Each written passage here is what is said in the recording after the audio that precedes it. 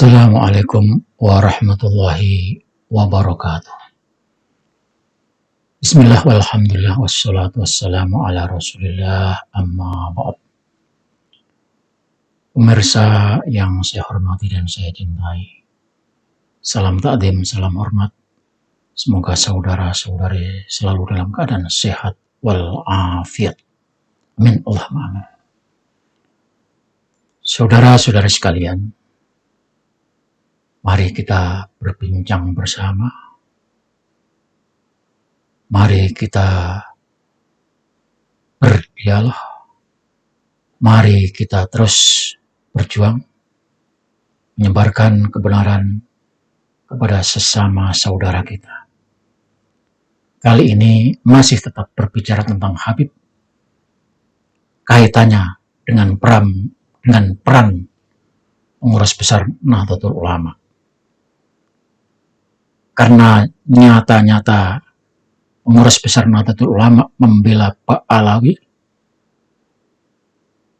dan bukti sudah nyata dari ucapan-ucapan Rois Am, Ketua Umum, ditambah lagi fakta adanya pemecatan terhadap Kiai Haji Imaduddin Osman Al-Bantani. Bagi kita, pemecatan Kiai Haji Imaduddin Osman Al-Bantani tidak masalah, karena justru dengan ketiadaannya Kiai Haji Imaduddin Osman Al-Bantani lepas dari kepengurusan PBNU, justru akan menjadi lebih besar gaungnya, lebih bebas untuk menyuarakan tanpa menyinggung-nyinggung PBNU. Apalagi sudah ketahuan selama ini PBNU tidak punya peran sama sekali dalam pelurusan nasab, di mana warganya justru banyak menjadi korban dari kelakuan para Habib. Maka tema kita video ini adalah menggugat PBNU. Subtemanya, ora elok dawuhe Kiai Haji Miftahul Akhyar, ora pantes omonge Gus Yahya Khalil Saquf. Kiai Haji Miftahul Akhyar sebagai Rois Am dan Gus Yahya sebagai Ketua Tanfidiyah. Kita juga akan membicarakan tentang kebesaran dan kekeramatan Nahdlatul Ulama, di mana orang-orang yang memusuhi NU akan binasa. Sebaliknya, orang-orang yang mengkritik, yang mengarahkan dan memberitahu akan kesalahan pengurus besar Nahdlatul Ulama mendapatkan pahala. Maka mari ber-NU menyadarkan PBNU. Sejarah telah mencatat dan membuktikan organisasi dan perkumpulan apapun di Indonesia yang memusuhi NU pasti kualat dan berakhir dengan dibubarkan. Sudah banyak contohnya. Terakhir adalah FPI. Sebelumnya, mulai zaman kemerdekaan, ada TII, BKI, dan semuanya yang lain yang memusuhi NU dibubarkan, termasuk Masumi walaupun Islam. Dan itu benar-benar adanya. Kenapa? Karena NU itu organisasi yang sangat keramat. Siapa yang melawan, yang mencoba-coba untuk mengganggu, pasti kualat. Kekeramatan NU itu karena NU didirikan oleh wali-wali Allah dengan amalan-amalan, ajaran-ajaran, faham ahli sunnah wal jamaah. Para pengurus dulu adalah orang-orang soleh yang ikhlas ngurusi warga Nahdlatul Ulama, ngurusi jam'iyahnya, anggotanya. Mereka memberikan bimbingan dan pengajaran dengan penuh keikhlasan. Kemudian warga anggota jam'iyahnya semuanya mencontoh dan mengikuti kiai-kiai yang menjadi idolanya. Maka lahirlah keramat dan keberkahan buat Nahdlatul Ulama. Sinergi dan kebersamaan para pengurus dan warganya sungguh menjadi kekuatan yang sangat dahsyat. Itu dulu dan terus melekat sampai sekarang.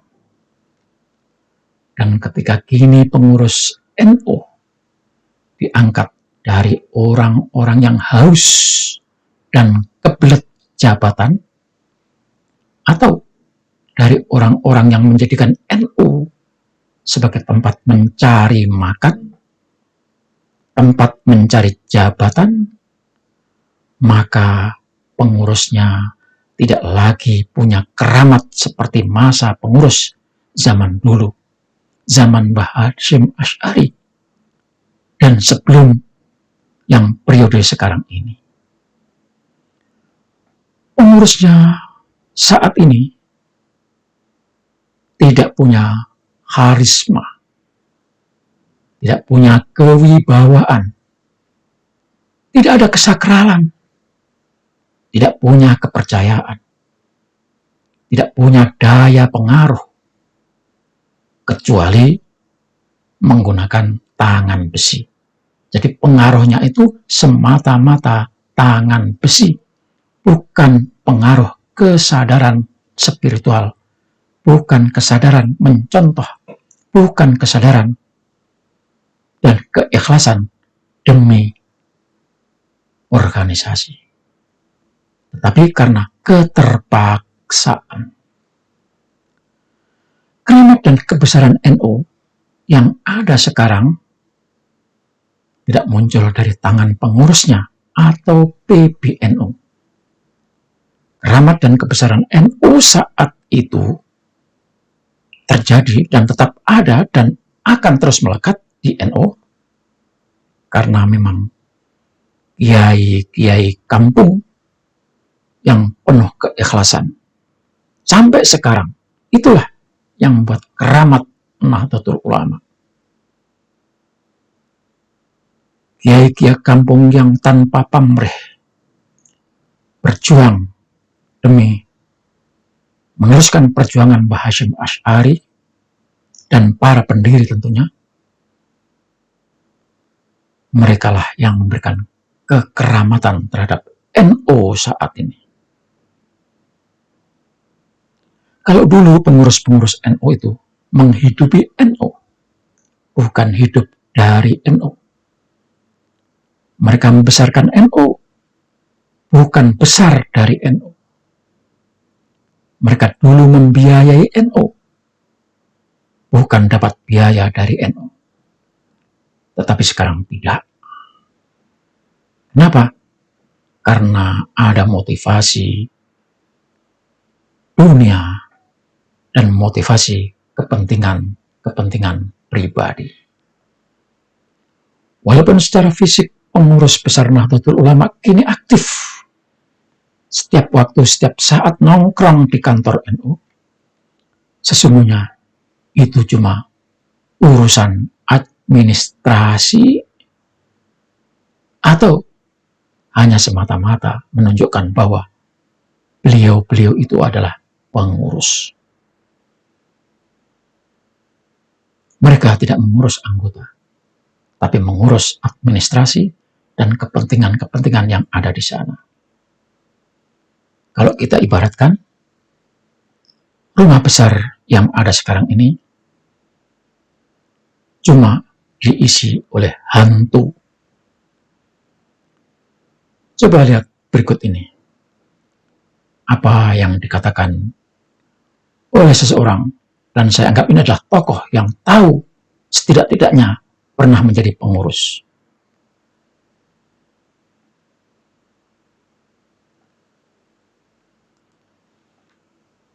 Saudara-saudara sekalian, saya sangat prihatin melihat PBNU sekarang. PBNU Yahya Khalil Stakuf, Saifullah Yusuf, ini semua orang ini hubudun ya, hanya jabatan yang dicari, hanya ini saja yang dicari. Sudah tidak menghiraukan apa-apa, pecat memecat di kalangan pengurus Nahdlatul Ulama sudah tidak asing lagi.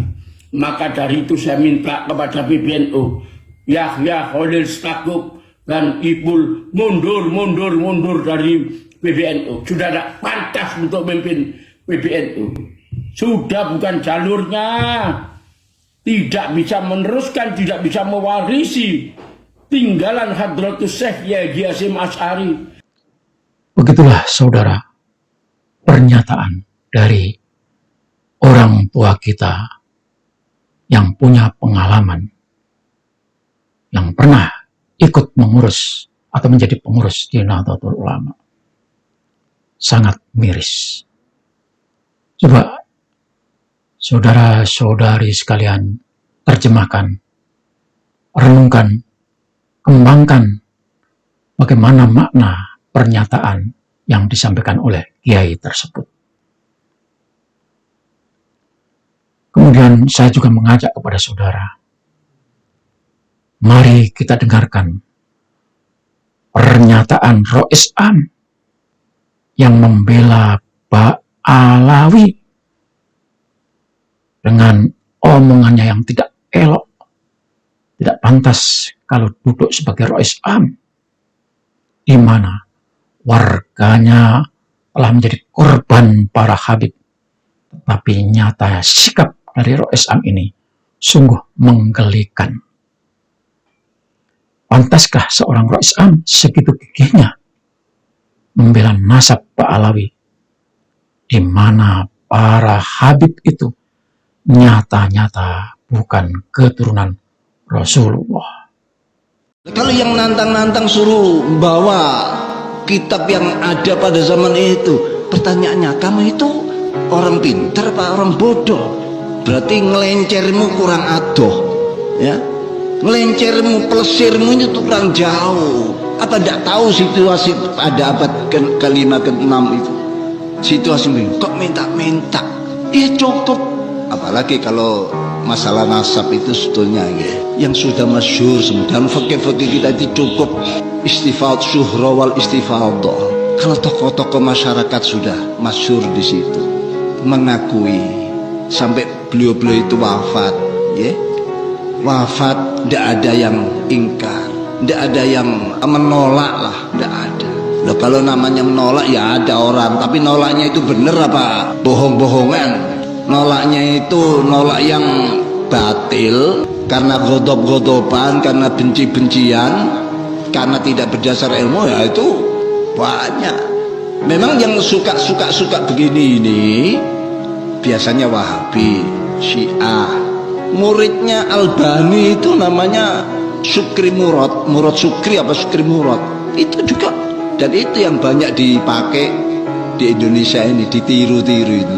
Saudara-saudara sekalian, sudah kita tonton, maka kita katakan kepada Kiai Miftahul Akhyar, justru pernyataan sampean itu menunjukkan kepada sampean kalau sampean ngelencernya kurang aduh, sampean ngopinya kurang kental, sampean ngerokoknya masih rokok yang filter, belum rokok kretek. Maka pikiran sampean tidak sedalam seperti apa yang dibayangkan oleh warga Nahdlatul Ulama.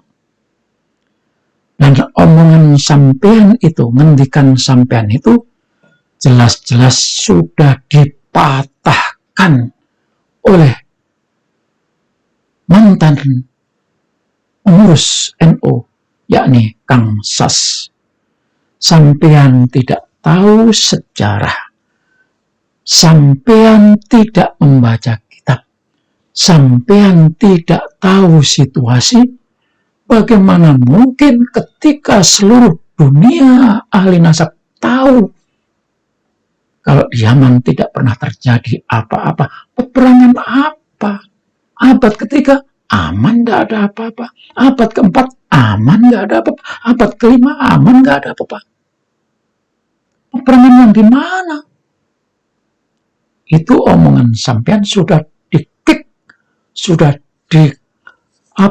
diskakmat oleh Ki Haji Said Agil, ya, Kang Sas. Sampean sendirilah yang kurang baca kitab. Coba tunjukkan kepada kami kitab apa yang panjenengan baca. Sampean selalu berdalih bahwa nasab Ba'alawi sudah syuhrah wal istifadah. Syuhrah wa istifadah kapan? Baru abad 10 syuhrah wa istifadah.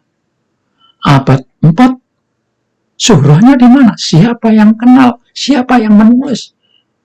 Tidak ada yang kenal, tidak ada yang menulis. Kok sampean ngomong syuhrah itu syuhrah dari mana? Mikir, mikir. Abad 4 syuhrah di mana? Kalau syuhrah masa nggak ada yang kenal, nggak ada yang tahu.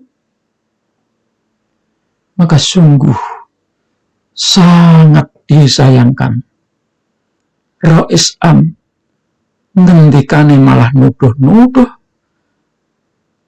ngendikannya malah menebarkan fitnah.